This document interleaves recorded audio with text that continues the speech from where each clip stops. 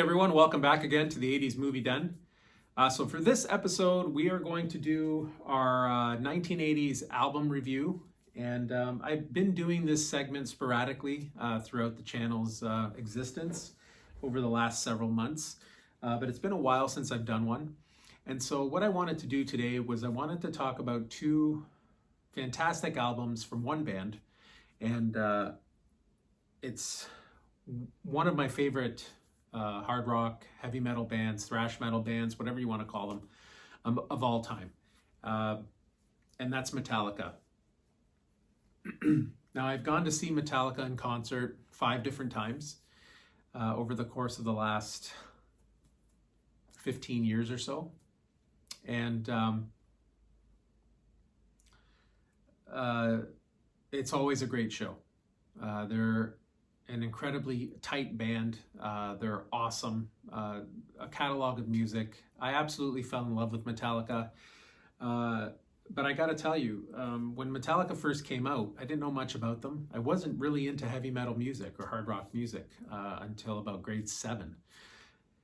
And that was right around the time that the Black Album came out. Grade 7, it would have been, I would have been 12, so 1990, 91, somewhere around there. And when the Black Album came out, Enter Sandman came out, comparatively to their previous stuff, it was a little bit more tame, if that's the right word to use, a little bit more streamlined, a little bit more thoroughly produced.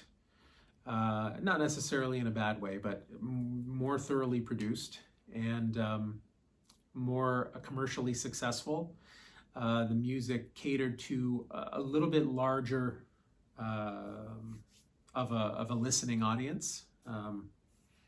Some of the diehards from the earlier days started to, I guess, move away from Metallica around that time. And in search of, harder stuff.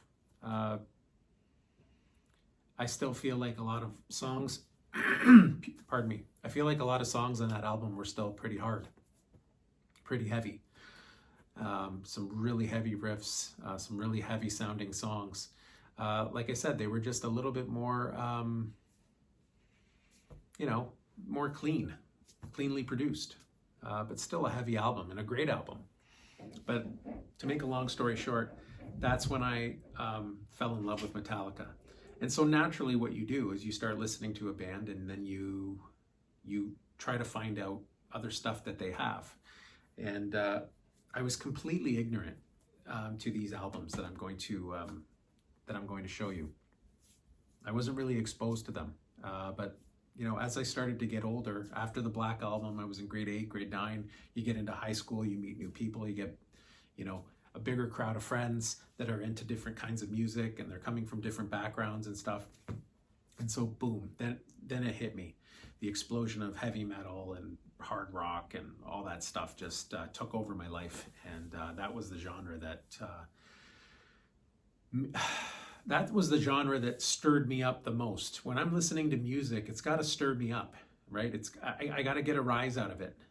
It can't just be something that's just background noise, right? Like I want to hear it. I want it to affect me in a positive way, right? So heavy metal, hard rock does that, especially if I'm going through some stressful times or I'm dealing with some angst.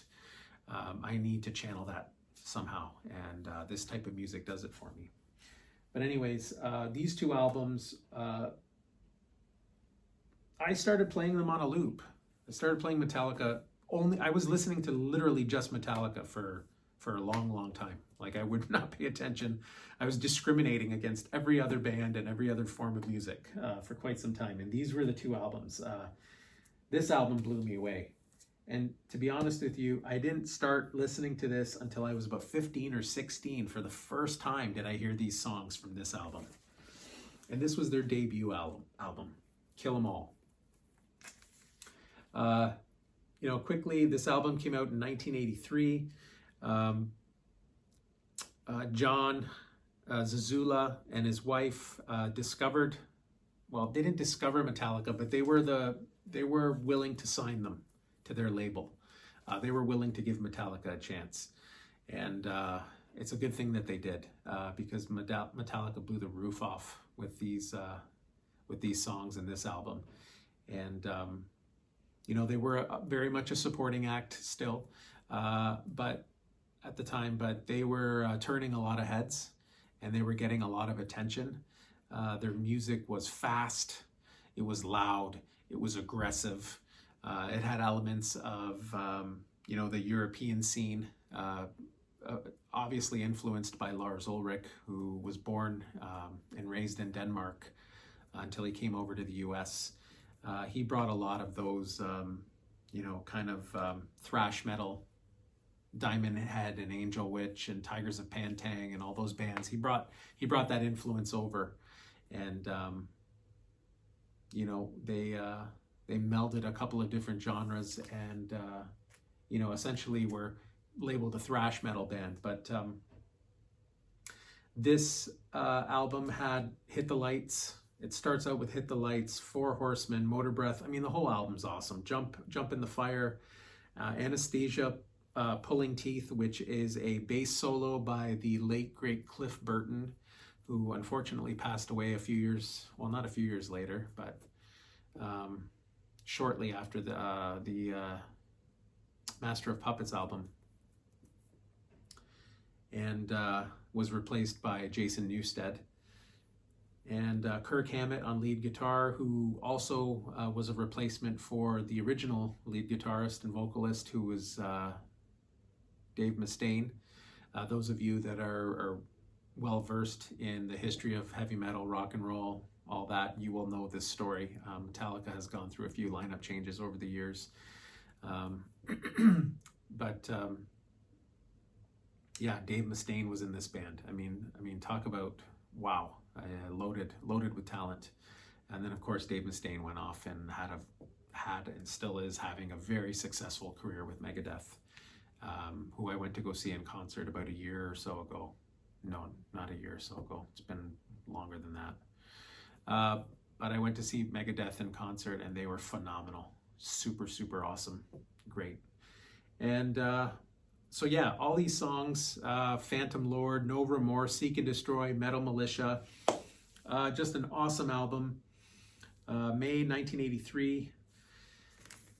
And yeah, just the cover alone. Intimidating cover, awesome cover. Now this isn't an original vinyl. These are the re-releases. I did have an original Russian pressing a while back, and I sold it. I should have hung on to it, but then I went out not long ago and just bought a new the new vinyl. So you know, these are like $40-50, which is crazy expensive for vinyl, but I mean, that's the way it goes. What are you gonna do? But yeah, Kill 'Em All, awesome album. I love putting that in my record player and just blasting it in here. It's so cool. And then this album, 180 gram vinyl. There's 2 discs. I always go through phases about what my favorite Metallica album is. This was definitely in my favorites at one point, and this is And Justice for All. Just a beautiful, beautiful album. Blackened, And Justice for All, Eye of the Beholder, One, The Shortest Straw, Harvester of Sorrow, The Frayed Ends of Sanity, To Live is to Die, and Dyer's Eve. So this album came out in 1988, and it was supported by a tour, the Damaged Justice Tour. Now this is where they, so there's the band members there, and there's Jason Newsted, who replaced the late great Cliff Burton. This is where they really, I don't want to say hit their prime, but they really hit their stride at this point. You know, after Master of Puppets is arguably the, you know, it's, people always argue that it's the greatest heavy metal album ever made. And at that point, they were just skyrocketing. But this tour is what grabbed the attention of, his name escapes me now. I'll probably put it down there on the screen. I'll probably put it below here. I don't know why I can't remember his name. But anyways, he was the one that produced the Black Album. Can you tell that this isn't rehearsed? That I have no script? But yeah, so this album, this tour was where their next producer, he saw them on this tour and he wanted to produce their next album, which ended up being the Black Album. And you know, this is where they really took off, and they had some videos that came out for this album. The one video, which is awesome. And yeah, just a great album. So much fun to listen to. Very intense. They do not look happy there at all. They've got a very kind of mean, sinister look about them. And yeah, just a fantastic album. Love it. Metallica, Kill 'Em All, and Justice for All. Two awesome pieces of vinyl. If you're into heavy metal, I highly suggest that, I'm sure you already have them. Let's put it that way. If you're new to heavy metal and you're looking for bands to follow and you've been living under a rock, then you can pick these up too. Anyways, that'll do it for 1980s albums. Two fantastic albums. Stay tuned. I've got quite a few more to review from the 1980s. I've also got some 1990s albums as well. I might review those also, but we're going to stick with my 80s albums for now. I'm going to do another segment in the next few weeks. And yeah, let me know what you think. Leave comments down below and tell me what you think of these albums, if you've heard them, if you own them, if you've seen them live. Share your thoughts, share your stories, and share your feedback. It's always welcome. And this has been the 80s Movie Den, and as always, we'll catch you on the next one.